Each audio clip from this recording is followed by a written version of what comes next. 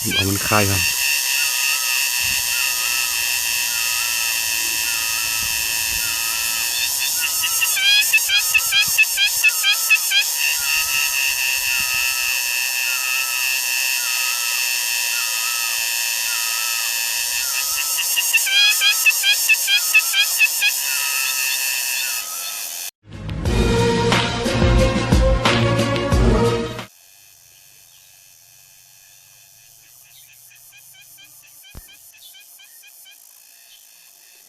สบายดีทุกคนยินดีต้อนรับเข้าสู่ช่องอาคาน้อย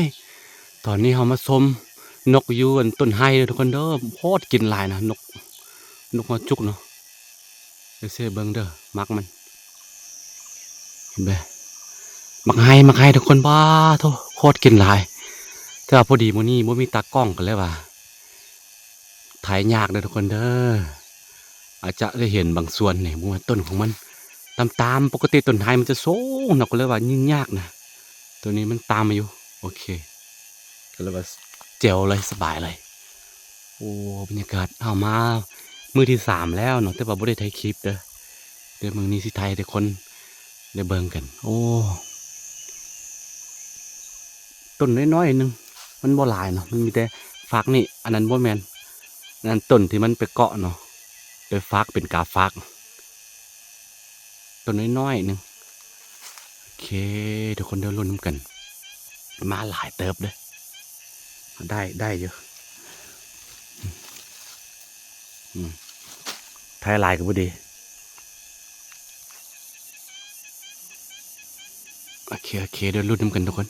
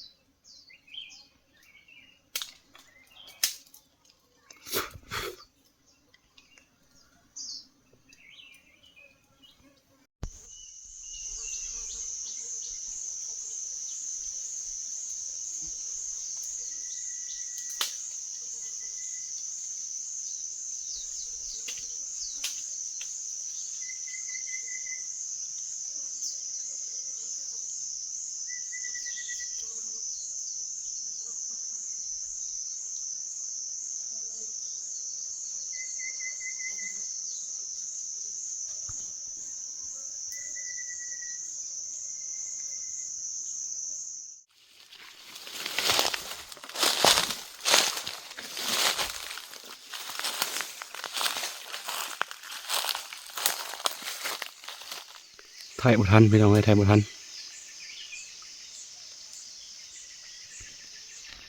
เห็นบอกมันคายกัน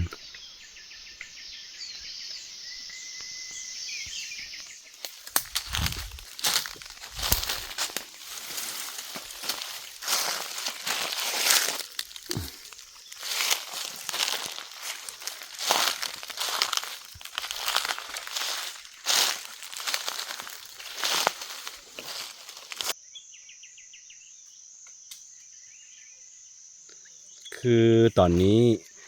กฎของแอปตัวนี้เนาะแอปแดงนี่นะมันค่อนข้างมันเข่งเนาะหลายอย่างมันจะติดสีเหลืองนะก็เลยว่าบริไทยดีๆแล้วทุกคนเด้อทายบอกให้เห็นแบบวิถีชีวิตของเฮานี่ตอนนี้เฮาเฝ้าอยู่พอเวลามันมาก็จึงออกไปเห็นบ่ต้นนี้ ต้นไฮเนาะแล้วเขาลี่อยู่นี่โอเคมักบรรยากาศแบบนี้เนาะช่วงนี้หาของปลาแล้วก็มาจีกินมาปิ้งกินตามอยุปลาเนี่ยโอ้กินข้าวอยุปลากินอย่างก็แซ่บพี่น้องเลย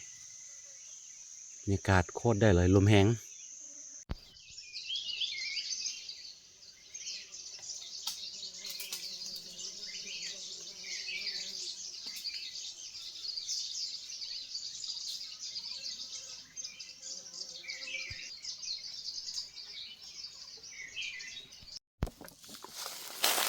โอ้ว่าสิไทยนกกินมักง่ายให้ FC ได้เบิ่งกันมันจะยากนิดนึงโอ้มาคนเดียวมีตากล้องหรือยากเพราะว่าสิไทยแล้วมันก็เห็นห้ำมันก็สิบินหนี่มดอ่ะนะแต่ว่าบ่ได้ไทยตอนนี้เข้าไปหากินข้าวกันก่อนก่อไฟหิวแข่งกับเวลาพอหลังจาก2 โมงขึ้นไปนกเริ่มมากินละโอเคตั้งกล้องก่อน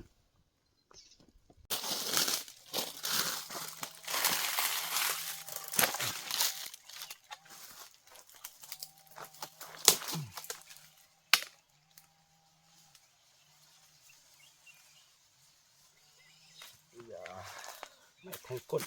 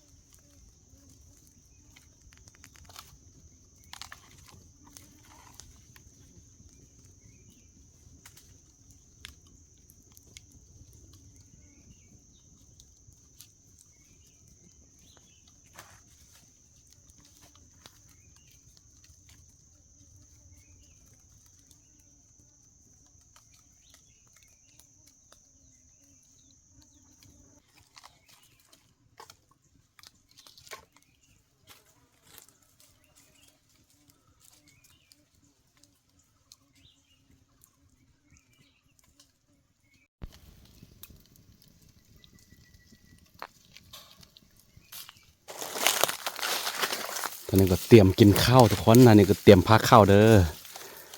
พักข้าวของเราก็ประมาณนี้เก็บเอาต้นไม้ใบหญ้าอยู่แถวปานแหละห้องเลยกินเลยกินง่ายอยู่ไงพี่น้อง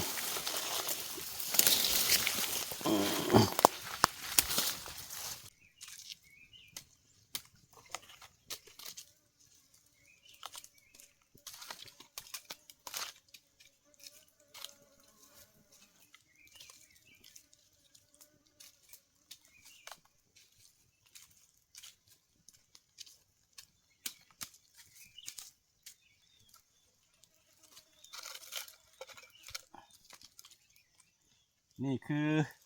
วิธีเผานกเนาะเผานกลักษณะแบบนี้นี่มันจะซุกไว้แล้วก็บ่ต้องพาท้องมาอย่างไรกินแบบนี้เลย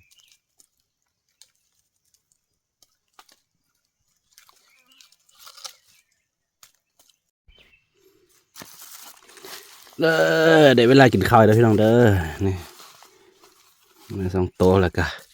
กับเผ็ดปูน